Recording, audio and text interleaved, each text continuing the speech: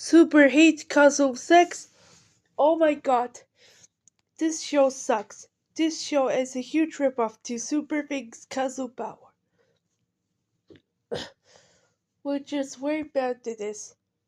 This show is about terrible characters, and they like to go on failure adventures.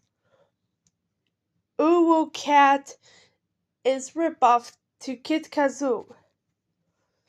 Spoil Your Brat is ripoff to Kid Fury. Glitter Lucky is ripoff to Multi, and she stole the name Glitter Lucky from Glitter Force. I hope this show will get cancelled very soon. Do you know who likes this show? Nobody. And do you know who hates this show? Me and Super Things Castle Power characters. Anyways, and their friends.